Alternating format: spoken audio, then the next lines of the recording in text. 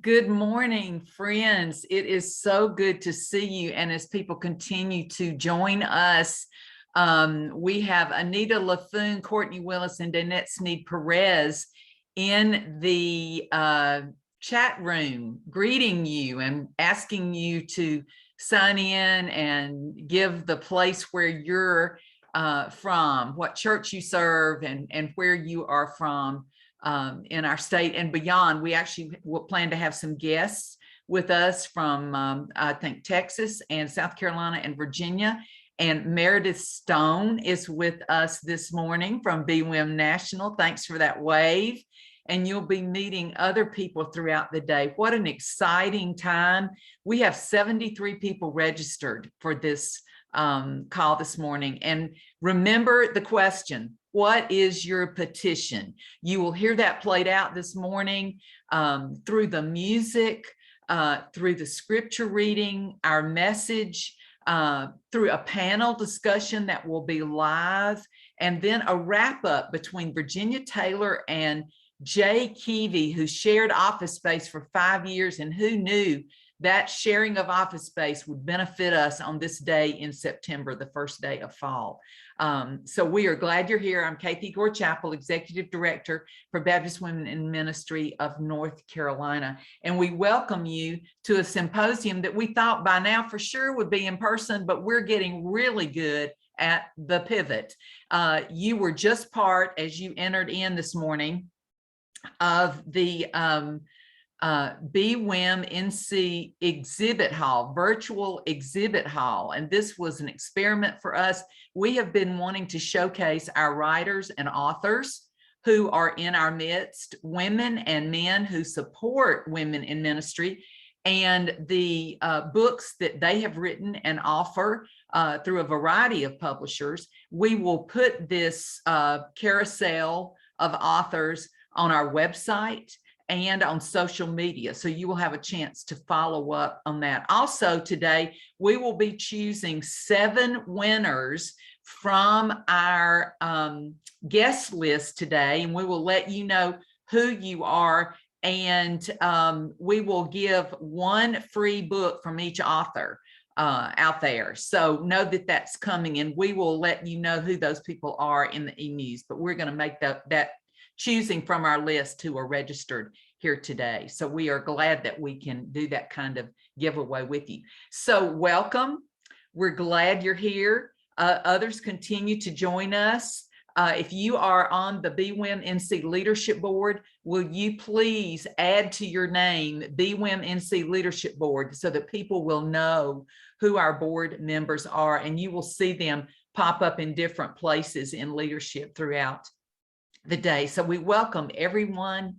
Glad you are here. And we are thrilled to have Wake Forest University School of Divinity. Look at that wave, all 3 of them together with their masks, bringing our invocation this morning. And as soon as they offer that for us, we will go into a pre-recorded section of our symposium that I think will be challenging and meaningful to you. So again, reflect on that question. What is your petition? Amelia, our BWIMNC intern, take it away and introduce your friends there. Hey, good morning. My name is Amelia. I'm a 2nd year student at Wake Forest Divinity and BWIMNC's intern this year. Hi there, my name is Andrea Shepard. I'm a 3rd year at Wake Forest School of Divinity and a BWIM scholar this semester. Hi, I'm Sydney Angel. I am also a 2nd year at Wake Forest Div, and I am also a BWIMNC scholar. If you would, please be in whatever posture is most comfortable for you as we go to the Lord in prayer now. Creator God, Spirit who calls all to do your sacred work, we call on you now to be with us in this place, wherever we are. Hold a place for our journeys, the sacred journey of women in ministry. Honor our past, honor our exhaustion, our joys, our brokenness, and help us remember those who spoke affirmation over us, those who strengthened us along our spiritual path. Let us be in your presence now. Give us peace to be and the wisdom to let go of our need to seek identity in the things that we do. Call us to hold our experiences alongside a narrative of belonging and to build community with those that affirm us and build us up toward you, O God. Let us use this space now as holy ground in which we discern the next steps on our journey, where we celebrate our successes and hold space for the ways in which we need strong courage and gentle reminders of our belovedness. Encourage us to petition for ourselves and those around us, and remind us that no ask is too big for our infinite Creator. Embolden us to create a space in which we can imagine a future where all who are called by you have no barriers to answering. O Spirit, make your presence known as we continue the stories of our sacred journeys together. Amen.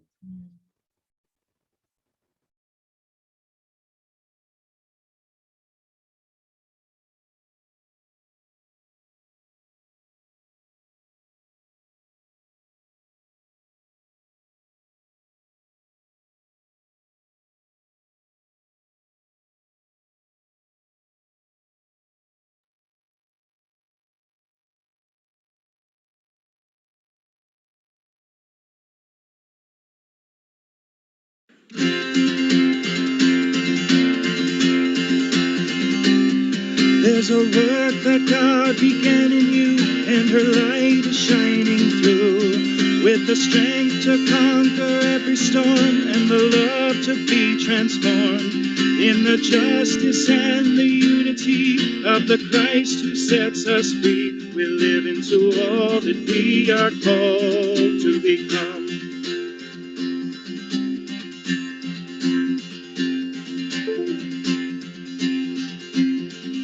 I thank our God as I remember you. You give me peace and joy while I'm abroad. I'm sending you prayers in all that I do. And as we grow, sharing the truth always,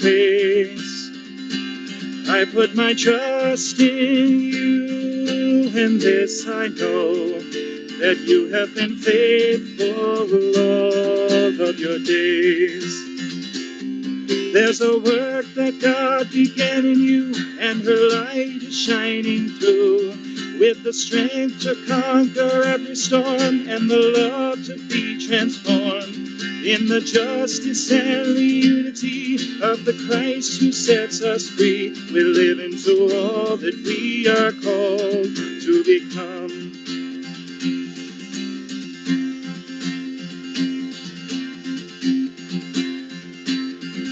We hear God's voice calling from near and far, bringing us liberation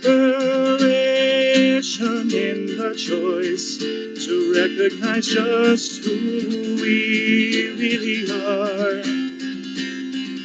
We'll sow our seeds, covering all the earth, harvesting hope and mercy in our deeds, to a new creation we're giving birth.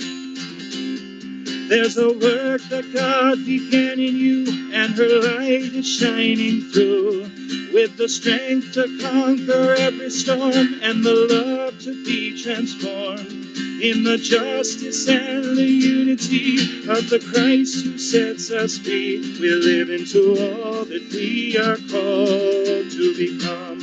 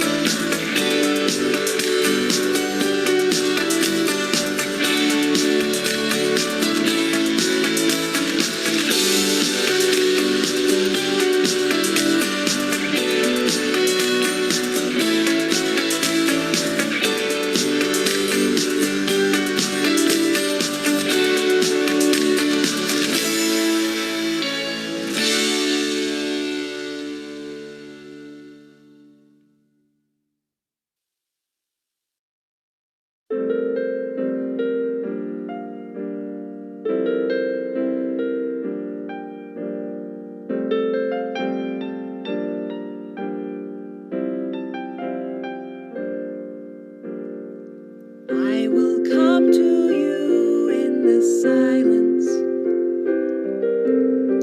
I will lift you from all your fear. You will hear my voice. I claim you as my choice. Be still and know I am here.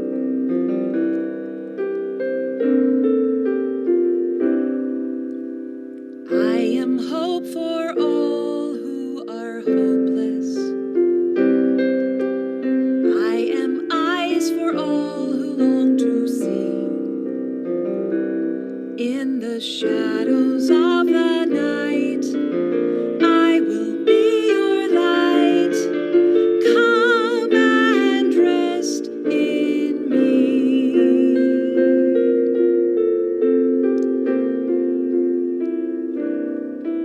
Do not be afraid, I am with you. I have called you each by name. Come and follow me. I will bring you home. I love you and you are mine.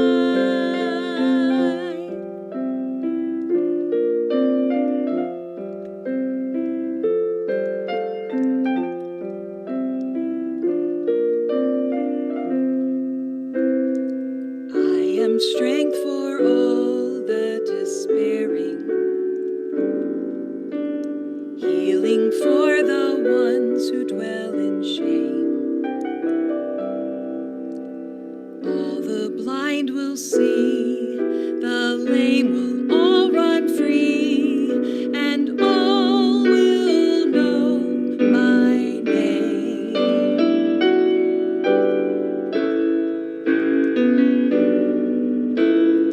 Do not be afraid, I am with you. I have called you each by name.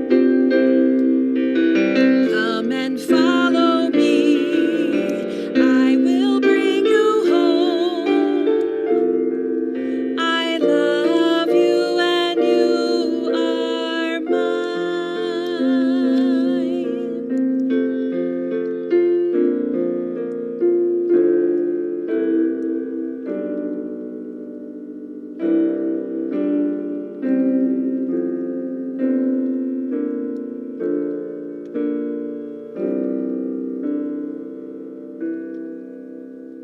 I am the word that leads all to freedom. I am the peace the world cannot give. I will call your name, embracing all your pain. Stand up now, walk and live.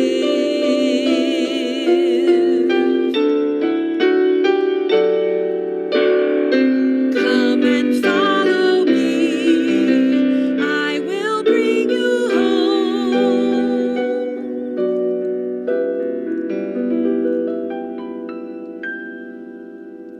I love you and you are mine.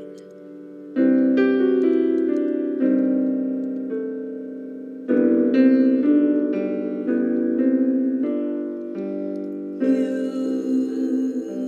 are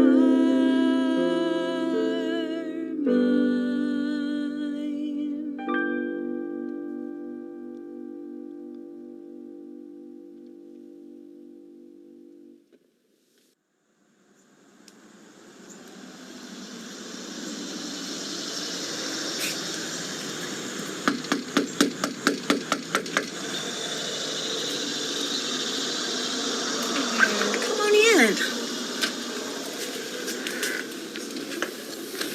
Please come. Here we are at Welcome House.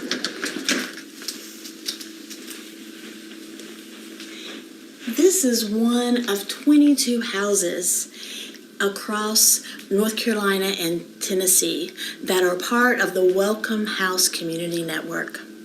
My name is Kim Wyatt. I am your CBF Global Missions field personnel serving here in the Research Triangle. Listen today to these words from Esther. Esther, who is standing in the gap on behalf of her people. As you read these words, as you listen to them today, may we be people that stand in the gap. And may we pray for others to do that around the world. Esther 7. So the king and Haman went to Queen Esther's feast. They were drinking wine on the second day.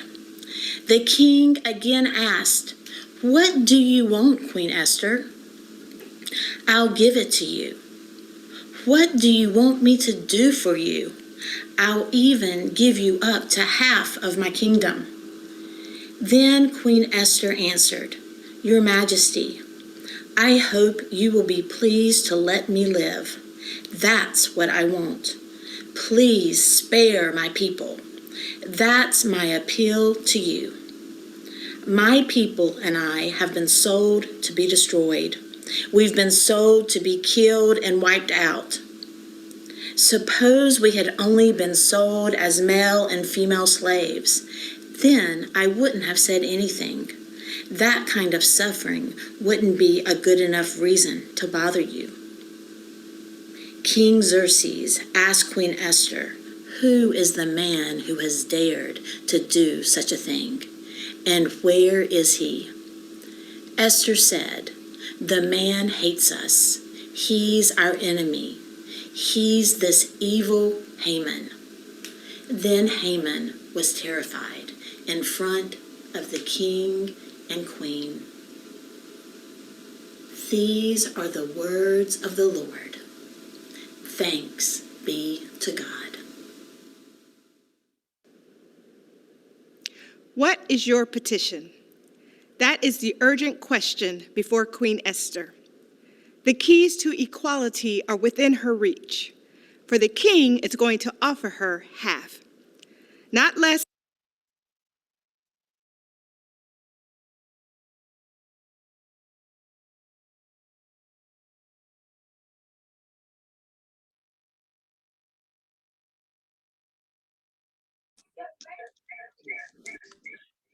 What is your petition? That is the urgent question before Queen Esther.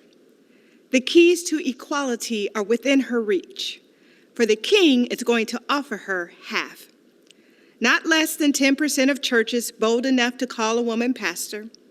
Not 82 cents for every dollar a man earns. Not a job without childcare benefits, but half of his dominion, his 127 provinces. Whatever Esther desires is hers. Half. Can you imagine if there was a culture of equality where every woman received half? Half of the invitations to preach in pulpits, half of the administrative or leadership positions, half. The recognition, half the promotions and possibilities, half. So what was Esther's petition? What did she advocate for? She could have chosen crown royals, additional servants, cities, or a spa day. But she chose life. Let my life be given me. That is my petition. And the lives of my people, that is my request. As a woman of color, I resonate with Esther's position. Having grown up in Fayetteville, the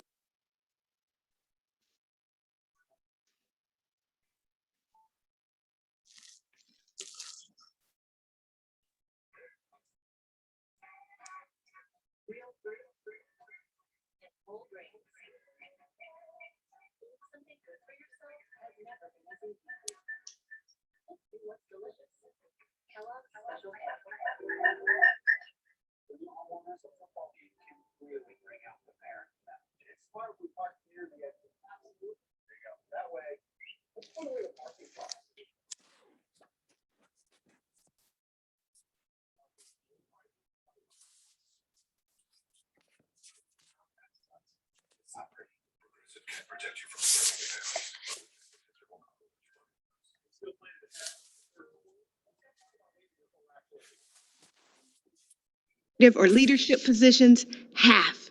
The recognition, half the promotions and possibilities, half. So what was Esther's petition? What did she advocate for? She could have chosen crown royals, additional servants, cities, or a spa day, but she chose life. Let my life be given me. That is my petition, and the lives of my people, that is my request. As a woman of color, I resonate with Esther's position. Having grown up in Fayetteville, the birthplace of George Floyd, having served as a police officer here in Raleigh, I believe Black Lives Matter. I understand Blue Lives Matter. I agree, your life matters. But before we even come to advocacy's table, we need to bring some respect. This work is about your voice, for you to speak up on social justice issues that are important to you, while listening with empathy the voices of others. And we can learn what it means to be an advocate from Queen Esther. But Esther wasn't always woke. If we go back to chapter 4, we see that Esther's relative Mordecai had to give Esther a wake-up call because Esther forgot where she came from. She must have forgotten her real name was Hadassah, a Jew by birth acting like a Persian in the palace. Before she wore the crown, she was an orphan in exile. So Mordecai puts her in check. Mentors matter. Don't think just because you are now in a position of privilege and power, you will escape death like the rest of us. This edict, drafted by the wicked Haman to annihilate all the Jews, has your name on it too, girlfriend. But who knows why you have been called to the kingdom for such a time as this. Through Mordecai, Esther received her clarion call. And with brains and beauty, she went about the work of advocacy, speaking truth to power, suffering and perish for the sake of others. Are any among you suffering? You know, we often pass each other by with the proverbial, how are you, and keep it moving. But the real question we should ask one another is not how are you doing, but how are you suffering?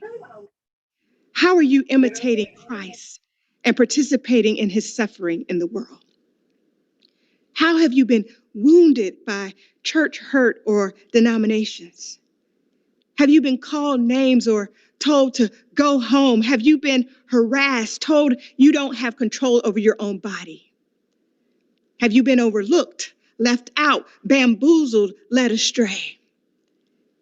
Is your family well? Are you fleeing persecution or unrest? How are you suffering? In recent weeks, we have seen our share of suffering.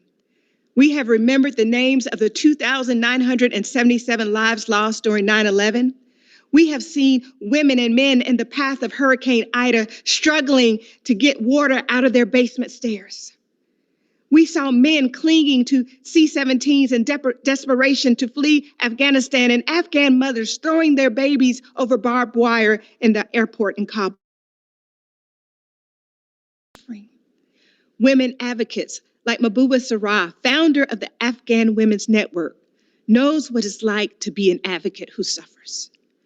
Mahbouba refused to leave her country so she could protect and care for a group of women and girls she has mentored for years. Mentors matter. She is not convinced the Taliban will move past their history of systemic sexism. She said, once I see it, I will believe it. But until then, we will look out for women and children. That's what we do. And that's the work of Baptist Women in Ministry National, North Carolina, across the U.S. and the world. We advocate for women. That's what we do. We suffer with Christ and women all around the world in this good fight for women's equality. Being mindful, like Esther, that we've got to fight for us too. Nobody is going to advocate for you harder than you. So be sure that you're taking care of yourself first. You are a queen who deserves royal treatment. So strive not just to do, but to also be. Make sure you're doing something every single day for your mental, physical, and emotional well-being so you can be the best version of yourself. Don't compromise it. Don't neglect it. Don't let anyone tell you what it should look like. And don't allow systems and structures to hijack your peace and your purpose. Even when you frown, wear your crown. If your pastor won't ordain you, go find a pastor who will. If you are being abused at your church or place of employment, leave and report. And if a church won't grant you an interview when you are clearly called and qualified, then just shake the dust off your feet and watch God move on your behalf. Be an advocate for yourself when no one else will. And let us be mindful, we still have to celebrate, because we can become so frustrated with what's not happening that we miss all that God is doing behind the scenes. We forget, as Charlene Provost charged us during BWIMNC's national annual gathering, to count all progress a win. So we celebrate. We celebrate denominations like the Lot Carey Baptist Foreign Mission Society, established in 1897, but in 2021, elected Reverend Dr. Gina Stewart as the first woman president of Lot Carey, but also the first woman president of a national African-American mission organization or national denomination. To God be the glory. We know time and time again that when women are welcome to the table, she will represent, and she will represent well. So let us gather, men and women, in the room where it happens and draft our petition. Do you need more childcare to thrive? Do you need paid maternity leave? A mentoring program that will help you prepare for ministry? Do you want to be included in worship and planning? Do you need a job? What is your petition, Queen? The reality is, we know what we want. We just need a king that will extend the golden scepter. It was a capital offense for a queen to enter the throne room without authorization. Only the king, by holding out his golden scepter, could save her life. So who is he and where is he that has the power to sign our petition? Where is the king that will advocate that church structures be designed to fully include women in all aspects of leadership? Where is the king that will not remain silent when women speak their truth? For we can't do this work alone. We need to partner as men and women, young and old, all colors, scarlet, pale, apricot, beige, and espresso. For whoever is not against us is for us. And if you want some good news, we don't have to be queens to go before the King of Kings. Because the God you don't read about in these verses, that God that doesn't seem to be present in this Old Testament book, is moving on the side of the oppressed. This sovereign God moved through mentors like Mordecai, touching the hearts of kings like Ahasuerus, preparing tables for Esther in the presence of her enemies.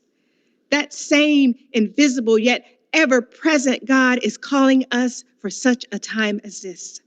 So let us boldly enter the kingdom of God, a kingdom not, as Dan Day says, where soldiers and police or moral majorities or Christian theocrats impose their will upon others by force, but a kingdom that welcomes all queens to fully exercise and use her gifts. A kingdom where God is making all things new. So join us and become ADVOCATES, advocates who do something. Voice your petition. Open your eyes. Call on others. Act now, for that's what we do. Equality for everyone, suffering for the cause of Christ. God be the love to search and keep me. God be the prayer to move my voice. God be the strength to now uphold me. O Christ, surround me. O Christ, surround me.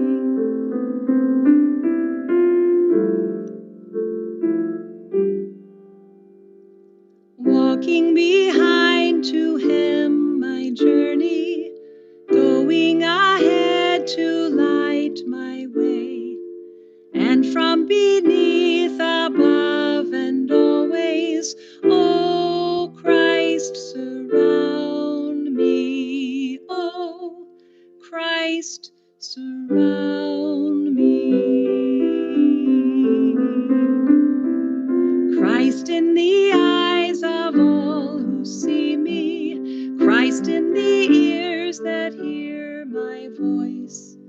Christ in the hearts of all who know me.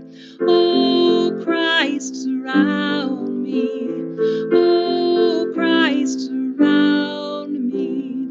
Oh, Christ, surround me. Oh, Christ, surround me.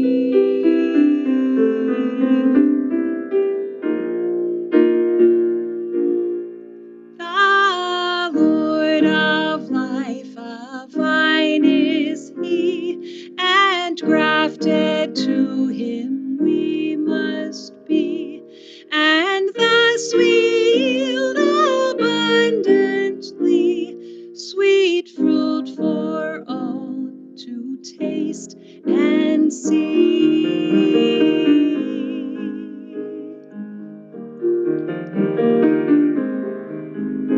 The vine is he, the branches we, for now and to eternity.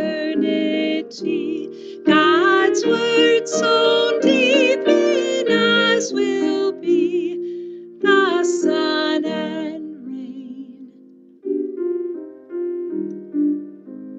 Sufficiency.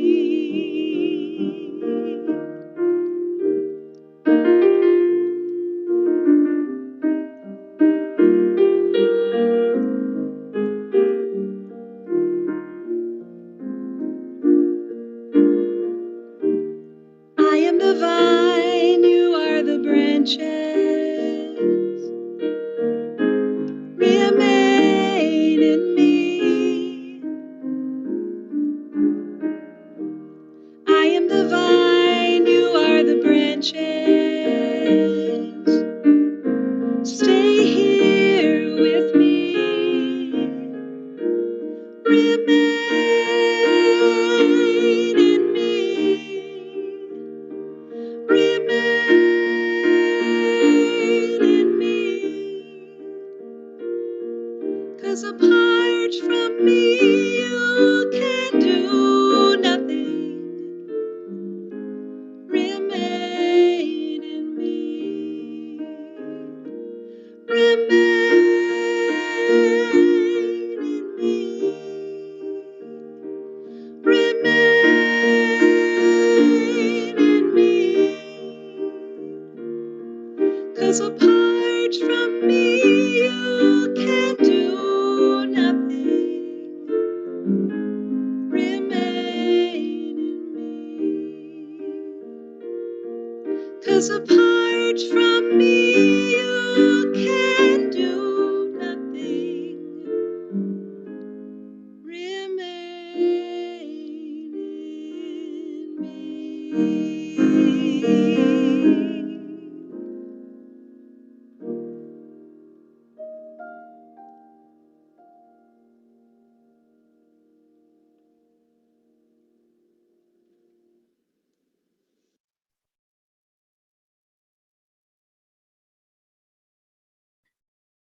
Again, welcome to our symposium this morning. What an amazing morning we have already had. We are called to answer the question, what is our petition? And at the same time, we are reminded that we are called by name. We have a panel this morning that will verbally offer their petitions.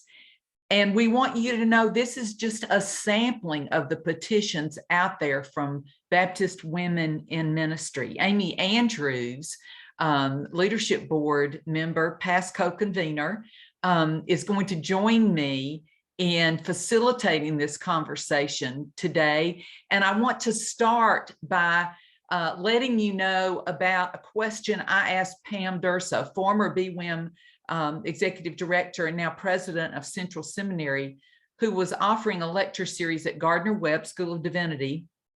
And it was a Zoom call, of course, during this pandemic. There was an opportunity for questions. And I think I was fresh off of a meeting where I had experienced being dismissed or overlooked when I offered a comment or two. And so I asked the question of Pam Durso, how do we women in ministry respond when we are in a meeting or have an opportunity to share ideas, to make suggestions, and we know we are overlooked, and about 10 minutes later, a man will give the same idea and it's the greatest thing there's ever been. Many of you, I imagine, if not all of you, have had that experience. And like I say, I was fresh off of one of these experiences when I asked the question. And Pam's response, and I don't know why I had not thought of this before, was beautiful, and it was transformative for me. And I have made an effort to be an advocate in this way ever since I was in this conversation with Pam. And she reminded me that women in ministry, women have to be better at listening to each other and supporting each other around the table. Often we are not good at picking up on those comments, ideas, etc., and that we need to do a better job of being a listener. So here I am to say that has been one of my goals this year, is to be a more effective listener with you when I hear you voice your frustrations during this pandemic, or as a new mom, or as someone struggling with particular issues. So Amy, come and join me, and let me let you know who the rest of our panel members are. We are so pleased this morning to have Leah Anderson Reed with us, and we're going to let each of these folks introduce themselves shortly. We are so happy to have Carrie Veal with us this morning. Also, Rebecca Hewitt Newson this morning is with us on the panel. And I wanted you to know that Cheryl Wells was supposed to be with us today. She was in an accident this week. She is okay. Car not in good shape, but she just needed some time this morning. And then I am leaving someone out. Okay, panel, help me out here. Oh, Brittany Caldwell, of course. Brittany Caldwell, who really helped me fine-tune some questions for panelists. So what I would love to do, Amy, would you say a hello as you are co-facilitator with me today, and tell us, your life has changed a lot lately. What are you doing? Where are you serving these days? Hello, friends. I am so happy to join you. And I just want to, Dr. Brinkley preached amazing. I'm Amy Andrews. I know that's what I wanted to do the whole time, stand up, but I'd be out of the Zoom. I'm Amy Andrews. I am pastor of Cedar Bridge Baptist Church, which is a new church start in Greenville, North Carolina, and very happy to be with you here today. Thanks, Kathy. Well, glad that you are here, and congratulations on your new position. Brittany Caldwell, introduce yourself to us and who you are, what you do. Hi, I'm Brittany Caldwell. I am the pastor of Nobles Chapel Baptist Church, which is a small rural congregation in Wilson County. And my husband and I co-pastor the congregation together. And Brittany, let me go ahead and ask you if you would voice what your personal petition has been and is that I got to listen to and brought you to this panel today. Well, I wanted to kind of phrase it in terms of a story, a very quick story, I promise. A couple of weeks ago, my husband and I, and like I said, we co-pastor the church. We had a very intense deacons meeting coming up in which there was a lot of tension. There had been a lot of anxiety about this issue that had been boiling up for the past several weeks. And I realized at 3 o'clock before the deacons meeting started at 7 that I did not have childcare for our 2.5-year-old.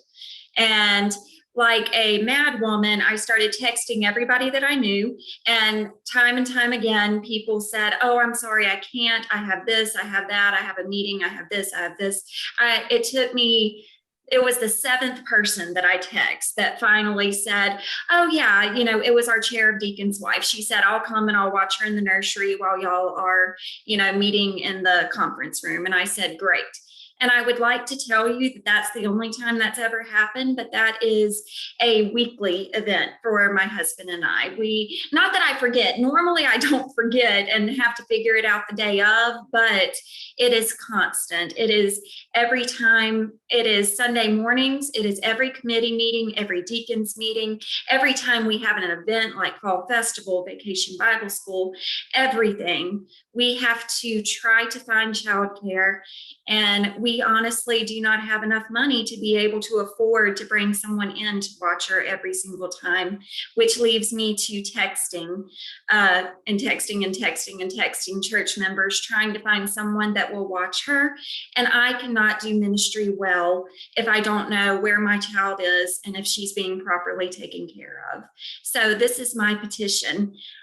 We need some form of childcare to be available to us as female ministers, but to really all ministers as a whole, because the family system has shifted in the past 10 years to co-parenting like my husband and I do, but even men serving as the lead parent in some situations. We need funding for childcare. That's my petition. Thank you, Brittany. Thank you. Carrie Veal, will you introduce yourself and voice your personal petition? Good morning, friends. I am Carrie Veal. I am the executive minister at Myers Park Baptist Church in Charlotte, North Carolina, where I wear a number of different hats. And the petition that I bring today is that I am worthy enough to carve out time for exercise, which is the best form of self-care for myself. And I advocate for that for other women. And I realized one day that I was advocating for that for them, and I wasn't advocating for that for myself. And so I try to make it a priority for every day.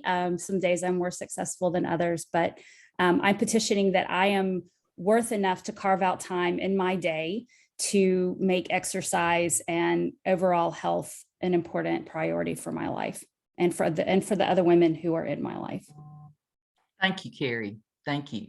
Leah Anderson Reed, would you introduce yourself? And let me give a little prelude here.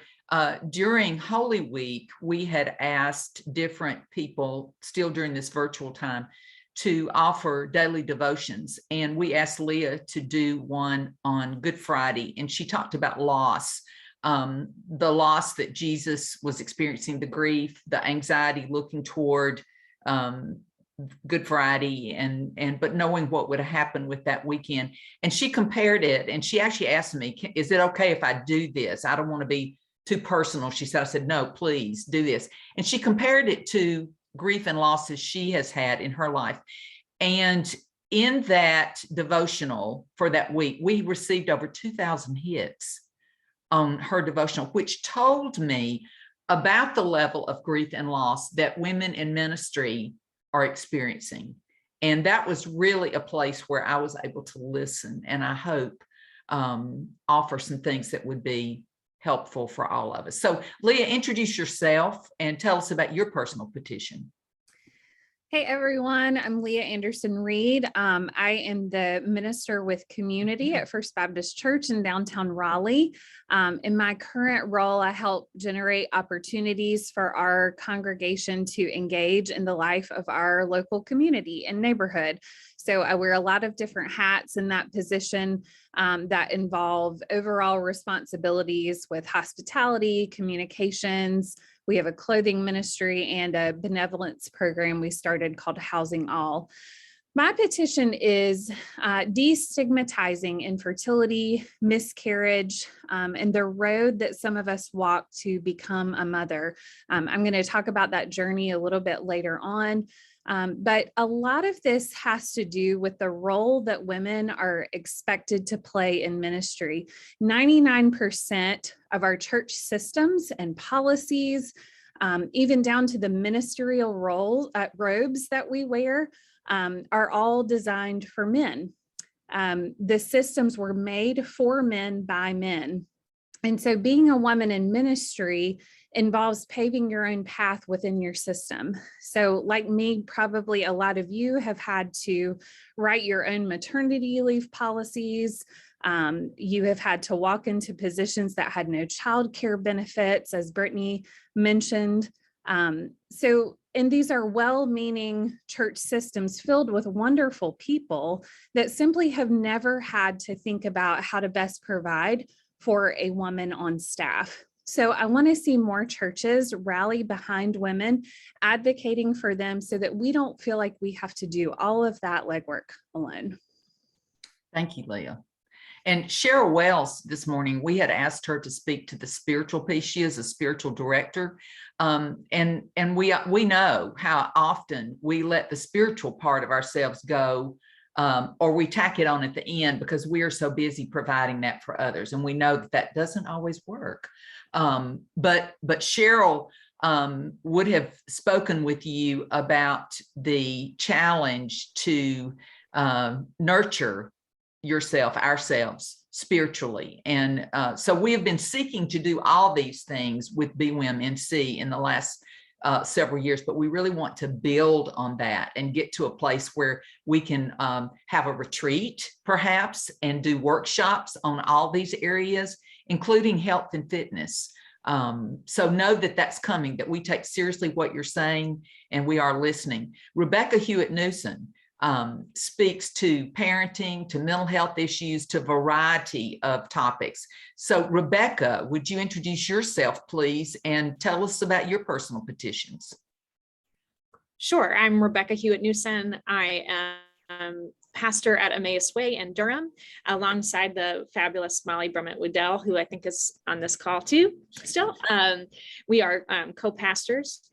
And yeah, my petition, I'm resonating so much with this story of Esther and the way that Lynn brought it to us, and thinking about how risky her petition felt and how so much felt like it was at stake in her petition, but also the way that our petitions are born out of our own suffering. And so that very much is where I come in terms of advocacy for mental health support for really not just women in ministry, but especially for women in ministry, because that's what I know. It comes out of my own story of suffering through, I like to also just say mental illness and not just mental health, because it's hard sometimes to talk about mental illness because it's chronic for many of us. And we are dealing with being ill, not just trying to be healthy, but being ill. And so just out of my own experiences of trying to navigate when finding myself in mental health crisis, even with supportive senior pastors and bosses and chaplaincy, finding that it was often by the nature of the illness, right? A lonely and uncertain place to be and to navigate. And so just to know, how much do I say to my congregation? How much time should I take off if I need it? All the kinds of questions that feel really, really high stakes when you're in a moment of crisis, emotionally and mentally. And so, yeah, that's part of my petition, part of what I hope to be an advocate for as a woman in ministry, is space for creating maybe networks of support for women who are having to, in ongoing ways, manage their mental illnesses as pastors, and just helping people to understand that many people have walked this road and have figured out how to minister, not from their active wounds, but to minister from their healed wounds. And because I have found it to be a very powerful place from which to minister. I have found that as an advocate, even as a pastor in my own congregation, my awareness and understanding of what's happening for people in my congregation and the people around me is just much more, I'm just much more in tune with what's happening for people emotionally than I ever was before I went through mental health crisis. So lots of things there, but that's my petition, that people will be supported in their mental health crises, particularly women in ministry, particularly around prenatal and postnatal. Very good. And I know there are others that we're not addressing this morning, but we will. And we're going to give you actually an opportunity in the chat room to write down your petition so that we can review that. We also have our BWIM intern, Amelia, who is running a Google Doc and taking notes on things that are outstanding so that we can actually follow up. with this. But I wanted to mention just briefly, and then Amy is going to field the next question here.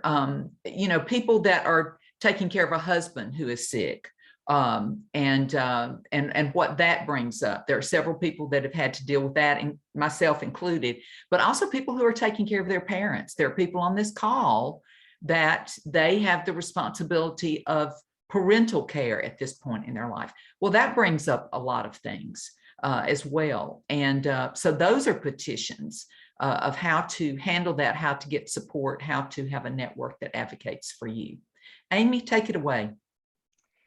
You know, I have a question, but I want to thank you each on the panel for being vulnerable and sharing, you know, a lot of our advocacy stems from a pain point, and it is a wonderful example of what we're trying to do for others, that you're going first and being willing to share vulnerably. So I guess that sort of leads into my question. Some of you alluded to these in your introductions, but is there a life experience, or can you speak to and describe maybe a life experience that has led you to desire to advocate in this specific area? Some of you mentioned these things, but how would you describe your learnings from life that have shaped you into this advocate that you find that you are right now? And anyone can answer just if you feel led to do so. I'll kick that off. So without going into the entire full story, I am someone who has had a husband who's gone through major medical crisis, major aneurysm and stroke at the age of 43. And I had made my commitment to health and wellness and at that time, and realized how important it was. So that was on my kind of on my personal side. And then my advocacy work around that has really come during the pandemic, when one of our staffers was sharing how moving to a complete remote work situation for her meant that she got out of her exercise routine because she would use the fitness center that's attached to our church. And that she was not allowing herself to take that break. And so I shared this story with her, that one day I was trying to get a hold of our senior minister because I was working with a congregant who was in crisis, and he did not answer his phone or return my text. And so I just went ahead and dealt with the person who was in crisis. And a couple hours later, he called me back and he said, "I'm so sorry that I didn't get your call. I was out playing Frisbee golf." And so I said to this coworker, this fellow staffer, I said, who are we to think that any of us have more on our plate than anyone else? And we can't take 2 hours and go and play Frisbee golf. I said, you don't want to take 2 hours to go and do what you need to do. You want to take 30 minutes. And I realized that everyone has a different reason for wanting to do health. I am very open about mine, and that the first reason is vanity. I literally want to feel and look good. And that's my determination of what that is, right?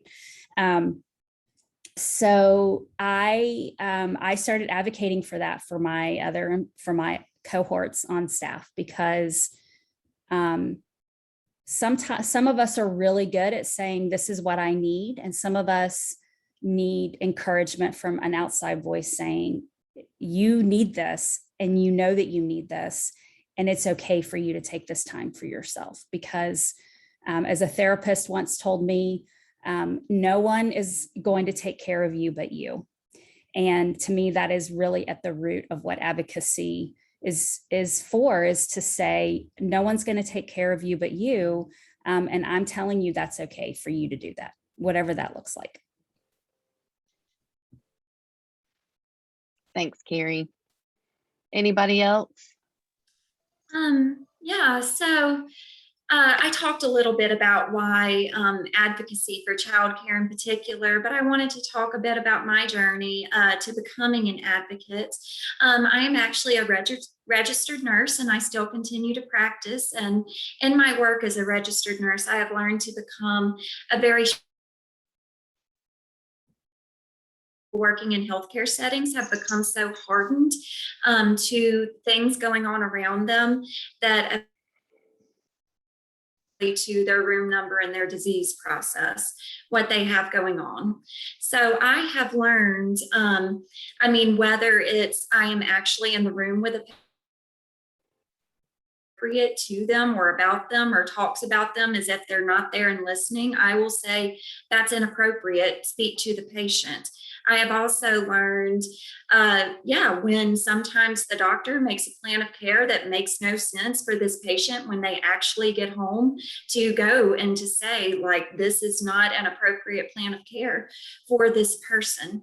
Because what happens is that they strip away the humanity and this person becomes an object. So you learn to advocate once again for that humanity, because this is a person. They're not a set of diagnostics. They're not a set of problems. This is a real living human being with thoughts and feelings and families and a life, and they want to return to that life.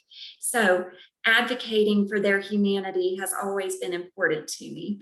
And I see that at work in the church as well, because I think many times we have our humanity stripped away from us in one way or another among our congregations. We get boiled down to, the position, right? Whatever we are as a minister, as a pastor, as a chaplain, whatever you may be, sometimes you become just that position instead of a real person with feelings and desires. And, you have mental health issues and you have all of these different things that come together. So how can we teach our congregations that we are more than our positions, and to give us our humanity back, to allow us to fail, to allow us to have space to take care of our mental health, and then to do very practical things like provide sabbaticals, like provide childcare, like actually look at the places where we are struggling and come alongside us. Mm-hmm. Absolutely. Thank you. And if I can jump in here, and Amy, stay in here with me. Mm-hmm. Brittany, you mentioning the practical piece, while people can still talk about learnings from the panel, but also let me throw in this next question. Practically, what kind of action steps can we as women set that will help us courageously advocate for other women? And you've really already been addressing that, Amy. That's what I'm hearing as well. Mm-hmm. But let me throw that in the question of what are your learnings, but what are some action steps that we can take? Like I described, my focus goal is to listen, and then respond accordingly with an action step based on what I'm hearing. Even the symposium today came from listening to you women in ministry. And the men who support women in ministry. So what are action steps with those learnings?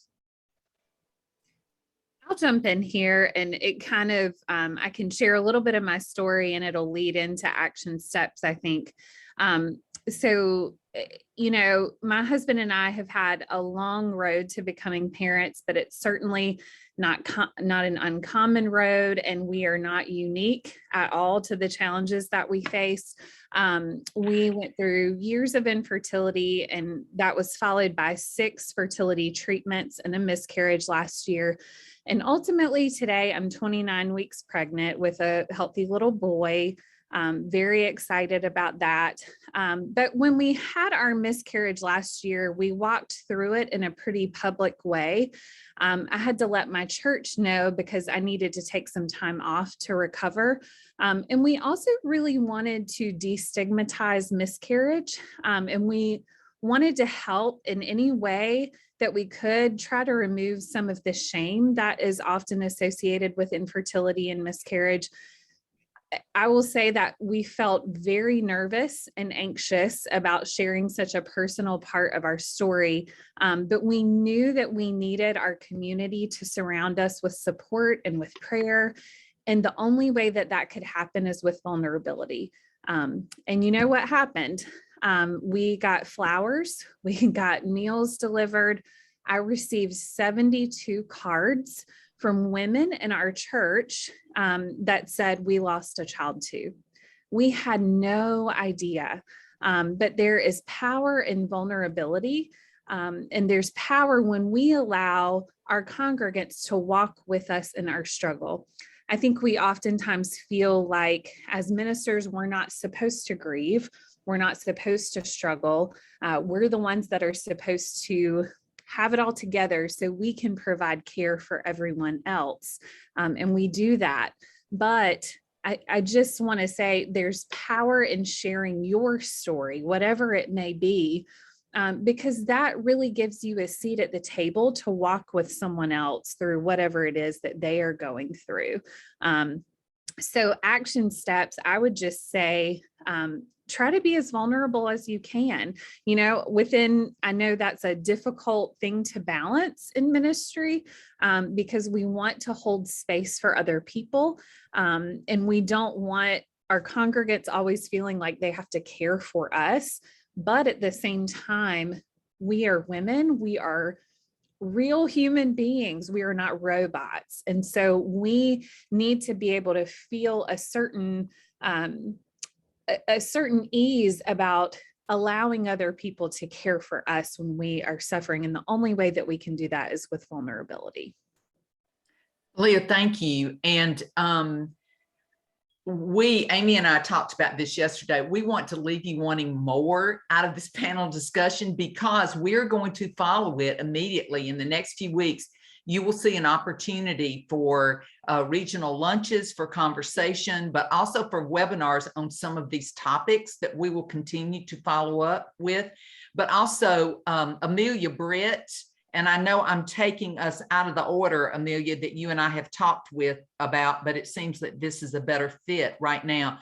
Amelia has been working on a Google Doc that we are actually going to send out to you as a survey in following up on this call today, on this symposium. It will be in social media and in an email and in our e-news.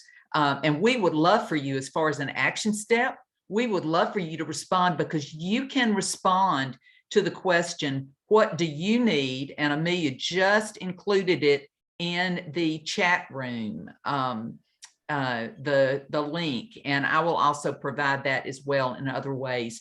But this is a way for you to respond about what Baptist Women in Ministry of North Carolina can do to advocate for you, and how you can do that for each other, and telling these stories, as Leah has challenged us to do. And as Rebecca Hewitt-Newsom has reminded us, you know, it's not just mental health, but mental illness journeys that we need to share, and the childcare issues, the health issues, the spiritual formation issues. And Amelia, thank you for doing that. Amelia, did you want to say a word about the survey? Yeah, so it's just an opportunity for us to kind of, one, we want to know who's here, and we want to be, so we're so grateful that you are and connect with you in that way. But we also want to follow up with you guys. So on this panel, we've brought up issues that we've heard through our community, but we also want to recognize that we may not have heard your petition yet, and we want to have the opportunity to do that. So feel free to get in that Google link, include whatever your petition is, whether that's something that, you know, a webinar that you want to connect with later on, or something that you want to bring to the table that's a part of your journey and a part of your story. So thank you guys. Thank you. And just as an exercise, before Virginia and Jay come to do our wrap up and our challenge, and then Lynn Holmes will bring our benediction, we want you in the chat room to respond to what is your petition. I'm going to say ready, set, go. And if you would just in the chat room respond, and you'll kind of see the chat room blow up, which is kind of fun. So what is your petition? Ready, set, go.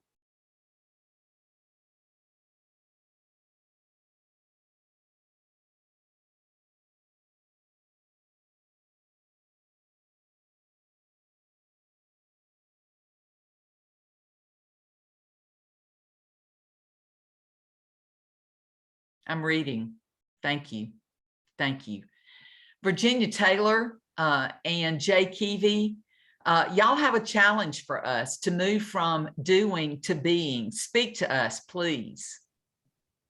Yeah, this has been so good today, and I love everything that people have said, and they've said a lot of the things that we wanted to leave y'all with. I love this topic of advocacy. I come from a family of lawyers. I'm like the black sheep who didn't become a lawyer. I'm an Enneagram 8, so I love a good fight, a good argument. I love to get all of my, supporting documents and say, here's my case.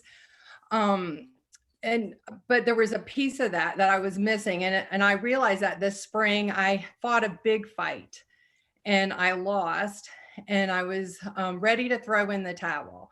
And I took a few days and went up to, I found a little Airbnb on Car Lake. And when I got up there, I called Jay Keevy, who we've been friends for a long time. He's like my Mordecai. And I called and just told him what was going on. And he recommended that I read a book called Burnout by Emily and Amelia Nagoski. And fortunately, I was able to get it right away and start reading it up there. And I felt like they had written it for me. I mean, it was just spoke so much. And basically, they were talking about how when we feel attacked, or if we're fighting a fight, whether it be for childcare or salary or maternity leave, whatever, we get, it's just like we're being attacked by a bear, and our body fills up with all of the stuff it needs to protect ourselves. And then we fight it, whatever that looks like. And even regardless of the outcome, we deal with the stressor, we address the stressor, but they said it doesn't mean you've dealt with the stress itself. And they wrote in their book, your body is still soaked in stress juice. And what I realized after reading that is that I had never paid attention to completing what they talk about, completing the stress cycle.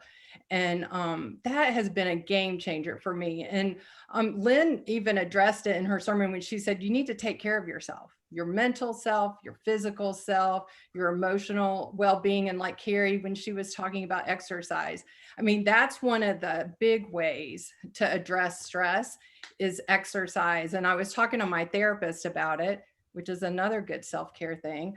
And she was reminding me that she told me that exercise, where you sweat, and sleep are like two of the best ways to reduce cortisol in your body. So those are two things. I hate that my Apple Watch will every now and then tell me to breathe. And I think it knows somehow when I'm kind of getting wired up. But breathing is also another way, that deep breathing and inhaling and exhaling. So that's another way. Laughing and crying, those are both good ways. One way that I've enjoyed exploring during the pandemic is creative expression, like anything. And, depending on where you are on the artsy thing, like I was Zen tangling for a while. I think those adult coloring books, watercolor, anything like that, that, where you can turn off your thinking brain.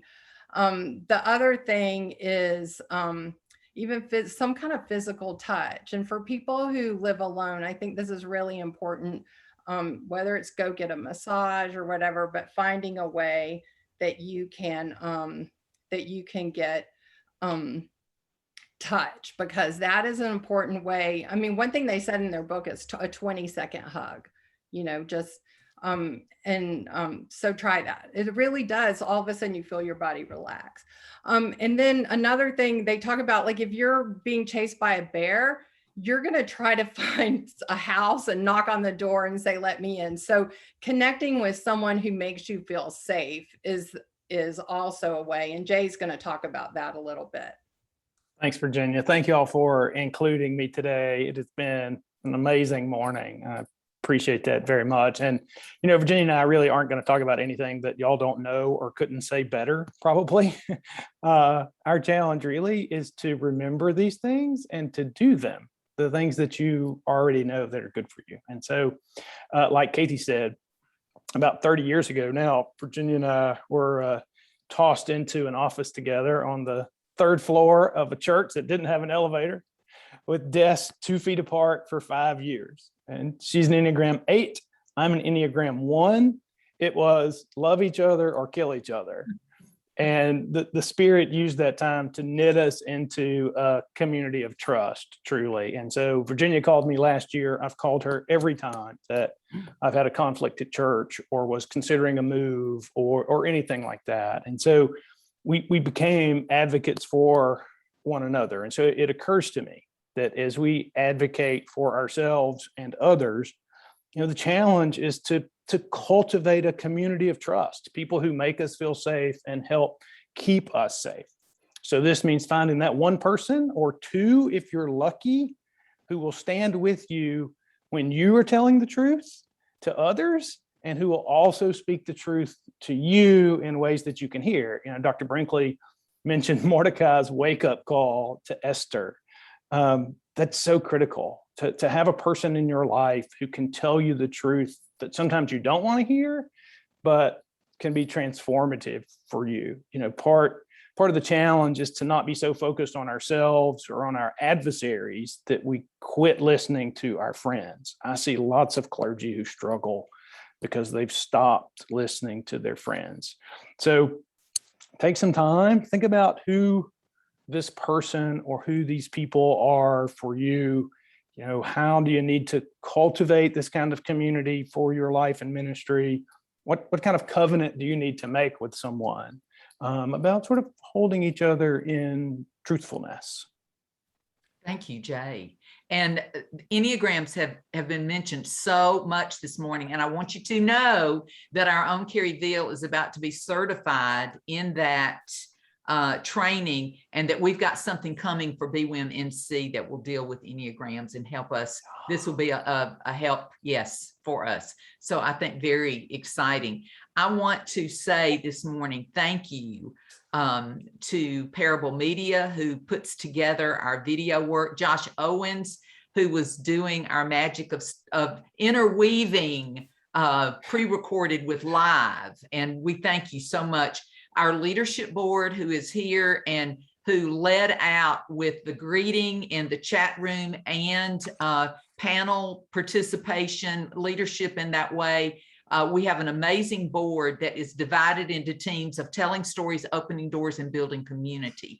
And even during this virtual season of the pandemic, BWIMNC has thrived, and it's because of a focus of this leadership board and that mission statement that is so easy for us to remember: telling stories, opening doors, and building community. So I thank you for everyone that has participated this morning.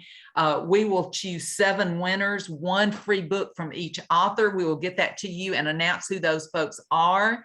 And then be watching for the Google Doc, where you can actually respond about more opportunities to name your petition and what you need and how BWIMNC can respond to you in that. Lynn Holmes is going to bring our benediction this morning. And I met Lynn at a CBF Scholar Day at Duke Divinity School years ago. And we finally figured out where we had met just recently and have reignited our friendship. And so I asked her if she would send us out from this amazing time together today.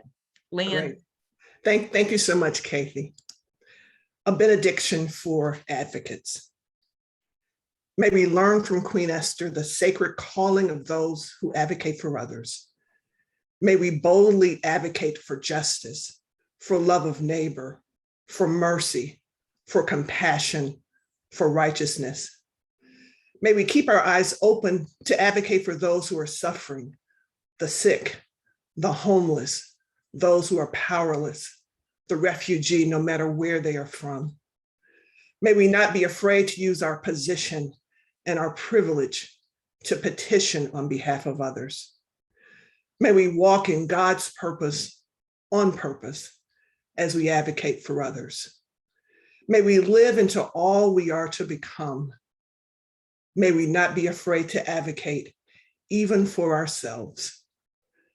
May we also look for and sense and celebrate the hand of God who is always working on our behalf.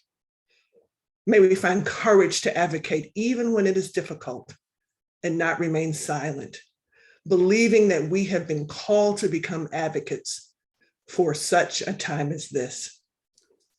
And as we as advocates go, let us go not in the world's power, but in the power of the one who is our advocate before God. In the name and in the power of Jesus the Christ. Amen. Amen. Thank you.